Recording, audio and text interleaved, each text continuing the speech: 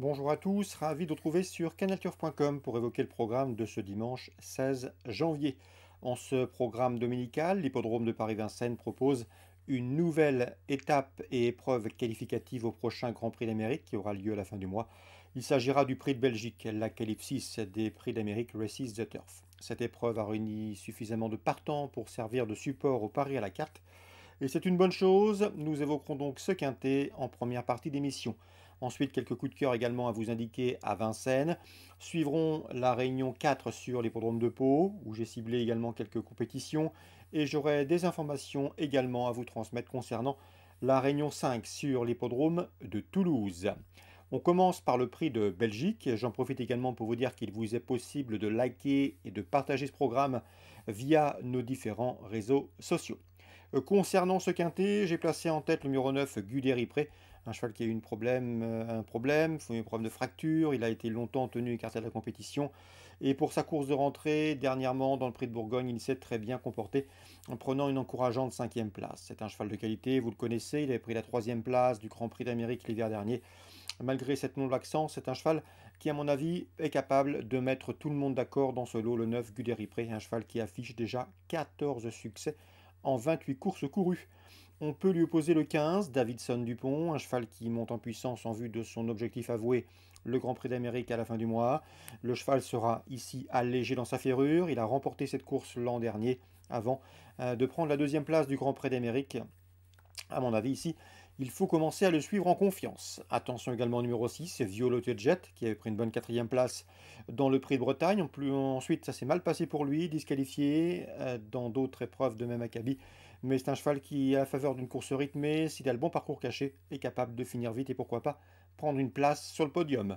J'ai ensuite retenu le 8, Feliciano, 5e de cette course en dernier. Ensuite, il avait pris la 7e place dans le Grand Prix d'Amérique, preuve de son efficacité, sa compétitivité à ce niveau. Le numéro 14, Delia Dupomereux, on ne la présente plus, elle possède de solides références dans les tournois de ce genre. 2e de cette course en dernier, elle avait ensuite pris la 4e place dans le Grand Prix d'Amérique. Elle aussi monte en puissance. Le 3, Fedo Seven, vient de s'adjuger récemment le 9 janvier le prix de Lille. Ce jour-là, il a fait sensation, il a fait impression. Vu le style de sa victoire, il ne faudrait pas être surpris de le voir à l'arrivée de ce prix de Belgique. Ensuite, je retiendrai le 4, Bella Matters, qui est déjà qualifié pour le Grand Prix d'Amérique, à la faveur de sa 3e place, notamment obtenue dans le prix du Bourbonnais. Une nouvelle fois, elle va courir cachée et sa pointe de vitesse finale peut l'autoriser à finir parmi les 5 premiers. Je terminerai avec le numéro 10, Chica de Joude. Elle a 10 ans, mais c'est une jument de fer, une jument dure à l'effort. 5e dans le prix de... C'était l'une des qualifs également à ce prix d'Amérique. Sa dureté peut lui permettre là aussi de se mettre en évidence, tout du moins pour l'obtention d'un accessite. En cas de non partant, je retiendrai le 11 Power, résumé chiffré, 9, 15, 6, 8 devant le 14, le 3, le 4 et le 10. Je répète, 9, 15, 6 et 8 devant le 14, le 3, le 4 et le 10. La suite du programme à Vincennes. Dans la première, j'aime beaucoup le 109 Histoire de l'Art. C'est une jument de qualité qu'il est préférable de courir caché. Lui masquer l'effort et sa pointe de vitesse est souvent redoutable. Ici, si elle a le bon parcours, elle peut parfaitement fournir la lauréate de cette épreuve d'ouverture, le 109 Histoire de l'Art.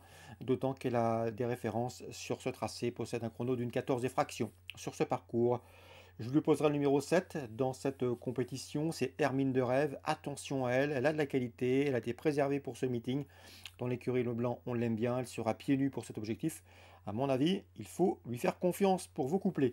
Le 108 High Propulsion reste sur 2 bonnes prestations, battu du minimum dernièrement par sa compagne de couleur et d'entraînement. Elle peut ici jouer les premiers rôles 109, 108 et 107 pour moi dans l'épreuve d'ouverture.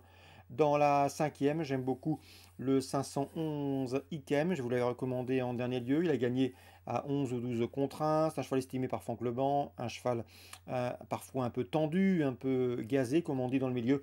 Mais c'est un cheval de qualité. Lorsqu'il est bien décontracté, il sait finir très vite. Et à mon avis, ici, si les planètes sont bien alignées, s'il est bien dans sa tête, il peut parfaitement confirmer ses 2 derniers succès. Il en a parfaitement le potentiel, lui qui a affiché de bons chronos sur ce tracé au préalable.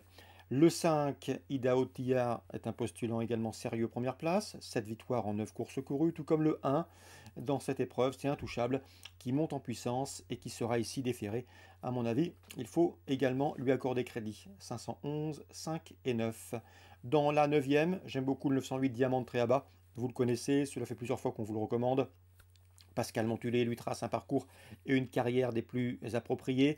Un Diamant de Tréaba qui ne cesse de repousser ses limites. Il est au sommet de son art malgré le poids des années. Il aurait certes préféré une distance de plus longue haleine. Il est meilleur sur les parcours de tenue. Mais vu sa forme actuelle, vu son potentiel, il a parfaitement les moyens de signer une nouvelle victoire cet hiver. Lui, qui c'est ici parmi les meilleurs chevaux d'âge, autre montée, 908 Diamant de Tréaba. On lui posera le 6, pardon, Chalimard de Guèze, au mieux, parfois délicat, mais dans un bon jour et sage, il peut parfaitement fournir une bonne perfecte, se classer deuxième, il sera pieds nus. Attention également numéro 1, Just Princess, qui lors de ses 3 dernières sorties remontées a signé autant de victoires, mais à mon avis ici, elle se frotte à de sérieux aînés. 908, 906 et 901, mes 3 préférés. On passe maintenant à Pau en Réunion 4. Dans la première, attention, au 102, Diabolezza. J'ai bien aimé ses premiers pas publics, des premiers pas victorieux. Ce pensionnaire de la famille de Daniela Mele, pardon, me semble en mesure de préserver son invincibilité. Le 102, Diabolezza. Concernant Patrice Quinton, il présente le 502 Saint-Godefroy. Cela fait plusieurs mois et même plusieurs années, puisque l'hiver dernier nous l'avions également recommandé, que nous vous l'indiquons. Saint-Godefroy, c'est simple. Patrice Quinton m'a dit qu'il l'avait réservé pour le meeting. Le cheval lui a donné raison, il lui a donné satisfaction en brillant sur le cross palois. C'est un cheval qui apprécie tout particulièrement le cross béarnais, le cross palois. Il est performant également en terrain lourd, voire même très lourd. C'est un nageur. Donc il devrait trouver une piste à sa convenance. L'opposition semble dans ses cordes, malgré son manque de métier sur le cross face à ses aînés, il ne cesse de s'améliorer.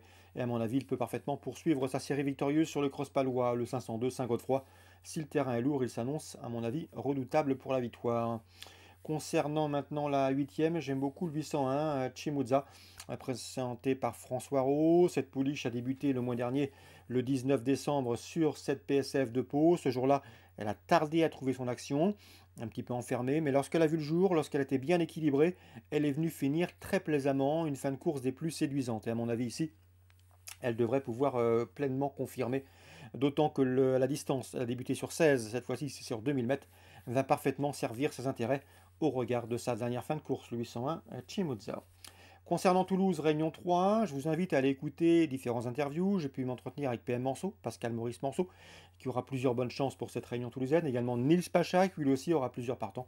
Toutes ces informations seront disponibles sur notre site dans la rubrique des interviews. Vous en avez l'habitude. Je peux vous parler également de Christophe Fett, qui dans la première présente le 104 Joe Oceaneo Bello. Le cheval avait bien débuté, 4e dans la région. Ensuite, il a été fautif, il faut le racheter. C'est un cheval assez facile, assez sympa et assez doué.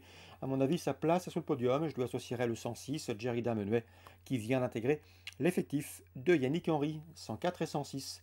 Concernant la deuxième, Julien Fouin nous avait parlé en bien du 201 Ikem Narcy, un cheval de grande qualité, en retard de gain, fautif dernièrement, c'est son bémol.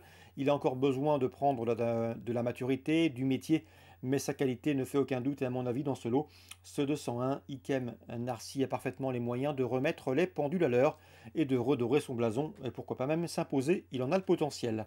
Son compagnon d'entraînement, le 204, I Love Gimbalea, disqualifié également lui aussi lors de leur dernière prestation commune, devrait pouvoir lui aussi se racheter et terminer sur le podium, car à mon avis, au regard des propos fournis par leur entraîneur Julien Fouin, ces deux chevaux ont les moyens de s'illustrer en pareille société. Donc pour Toulouse Réunion 5, la première 104 et 106, la deuxième 201 et 204. Concernant également d'autres infos, eh bien, n'oubliez pas Pascal Monceau et Nils Pacha pour cette réunion dominicale à Toulouse. Excellent jeu à tous, bon dimanche et à très bientôt sur canalturf.com.